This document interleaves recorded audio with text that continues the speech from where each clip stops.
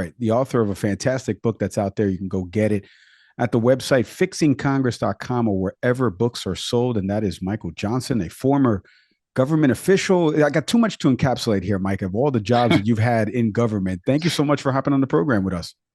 Oh, very happy to be here. Yeah, If you just shorten up the introduction, I wouldn't show my age quite so much. exactly right. Well, I'm glad that you're here, Mike, because you've been posting a lot on LinkedIn, which we're going to get to a second about what is wrong with Congress. You wrote something about political centrism that I want to get to in just a bit. But first, for our audience, maybe not familiar with you or the book itself, let's get into it. I mentioned it at the top, Fixing Congress, behind the scenes, a look of how Congress functions and why it doesn't. So we're going to get into the why it doesn't in a second, but take us inside this book and what made you want to write it. Well, several things. First of all, my co-author and I, Jerry Clymer, had written a book previously called "Surviving Inside Congress," and that was primarily written for new members of Congress, and new staff arriving on the Hill. Most of them come with a considerable lack of knowledge about how the process actually works and how it functions from the inside out. And I was in a cab one day riding back to my office, and I love to talk to cab drivers. And we were talking, and subject got on the book, and he said, "Well, why don't you write one of those for us so we know what's going on up there?" And I went back and talked to Jerry about it, and so that was the genesis. And it fit very nicely with the concerns that both Jerry and I have had for a very long time, that the Congress was going downhill instead of uphill, no pun intended. And because of that, we could see legislation not getting done, less and less involvement in the process by the individual members of Congress, more concentration of power in the leadership, and number of other incivility, a huge one, all said to us, this can't be corrected by members of Congress and politicians alone.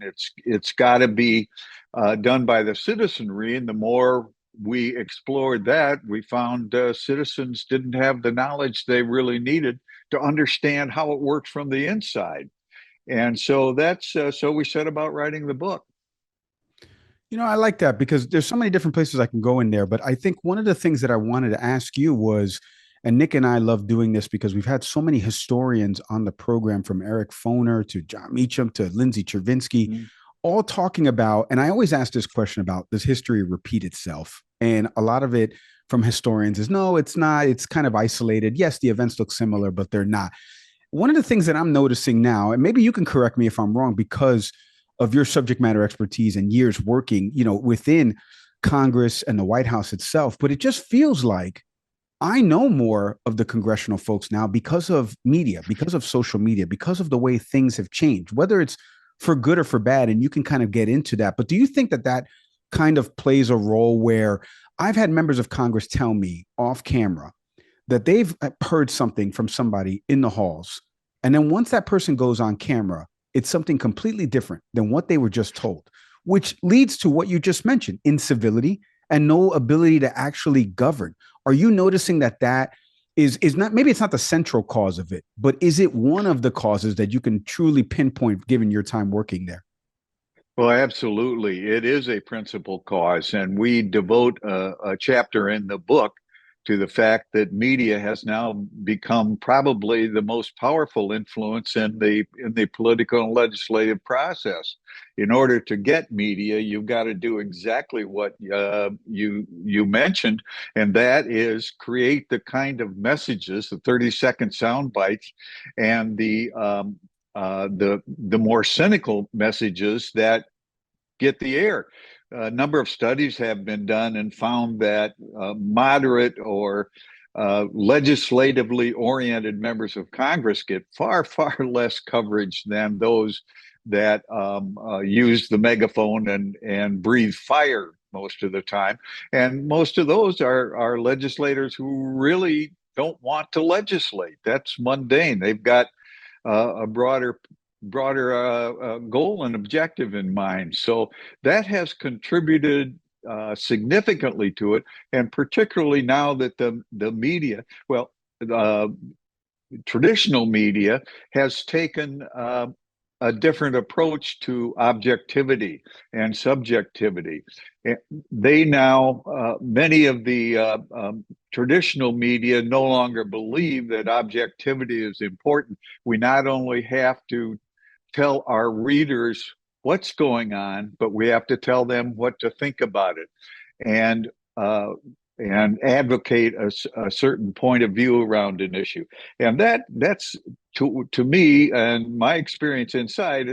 It's dangerous, and it just adds to the lack of civics education. So that members of Congress are doing something on one side and saying something on the other. I'm so glad my co-host would be eating this up right now. He couldn't join us today, but it talks about civics in high school and it being taught to folks. I saw a soundbite recently after the VP debate of one high school student reacting to the debate, talking about that's not how vice presidents work if you took civics class. And it just made me think of what you said there. But it is true. Look, without the emerging media and technology outside of traditional media, as you mentioned, you wouldn't be talking to me right now. Nick and I wouldn't have a show that kind of cuts through a little bit of the noise because I'm with you as a journalism kid. Words matter, but also impartiality matters, right? We're not supposed to pick a side. It's the news side. And a lot of people now have a news side and an opinion side, and the lines Mm-hmm. are a little bit blurred. I did want to ask you, though, because you talked about it, and I mentioned it in the title of the book about fixing Congress, how it functions and why it doesn't. So let me give you an example, and you tell me, is this supposed to work or is it not supposed to work? We've obviously now seen immigration become a major topic for voter issues, right? There was a key piece of legislation that got shot down from the House, didn't even make Right. it into the Senate around immigration. Now, I would love for you to kind of take us inside of this because I've been talking about this bill a lot because I've talked to reporters at the border. We've had officials on that are from Texas or represent border states.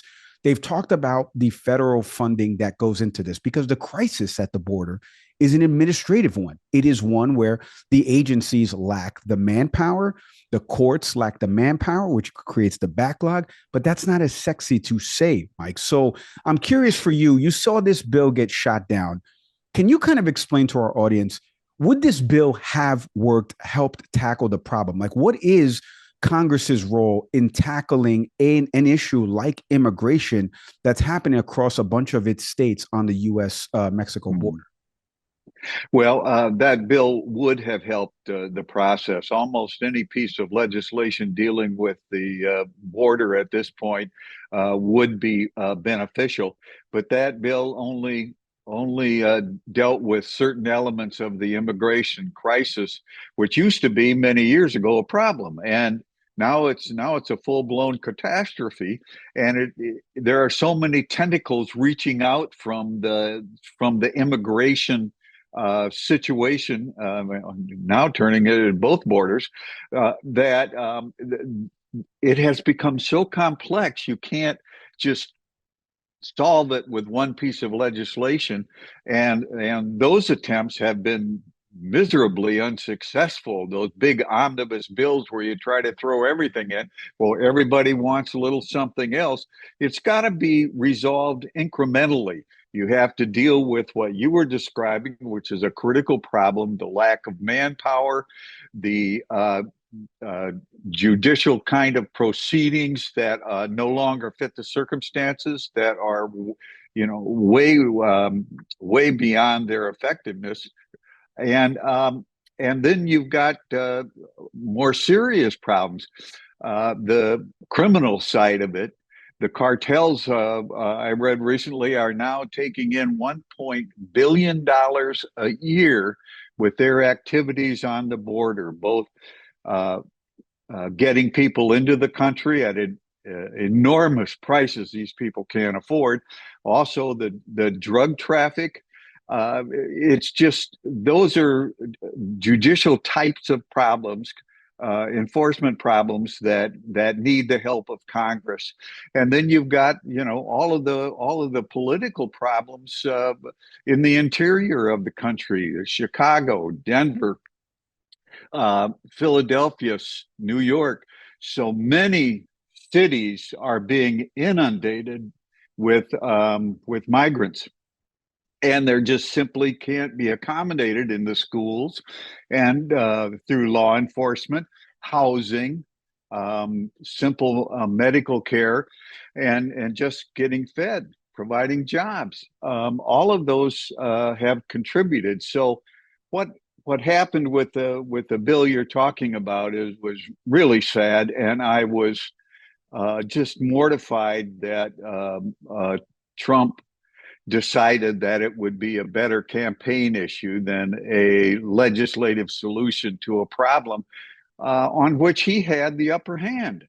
And the Democrats had failed over years, so many times, to negotiate and raise immigration to a high priority.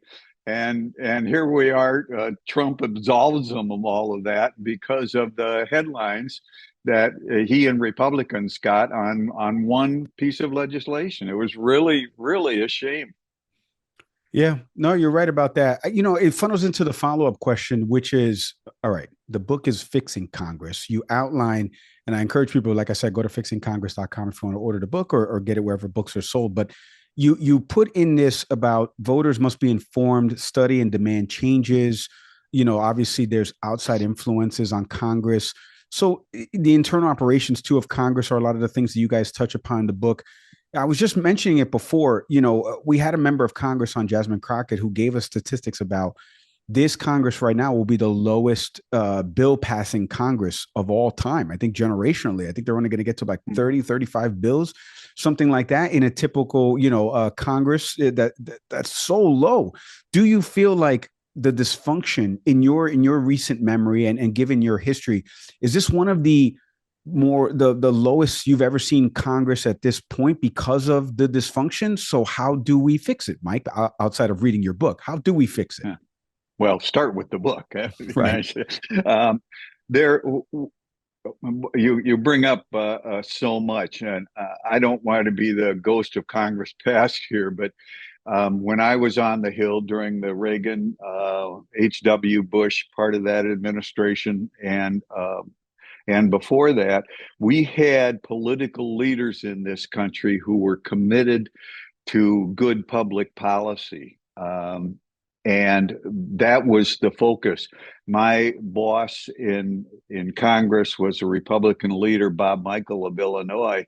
He was a very conservative congressman, but because he wanted to get things done, and because he wanted to retain good relationships across the aisle and be able to cross the aisle to get the votes needed to enact the Reagan programs, he engaged in civil discourse, and he looked for comity in the House. He was a beloved member both on the Democratic side and the Republican side. So were Howard Baker, so many others in that time frame that were more interested in legislating and willing to commit themselves to bipartisan solutions and consensus.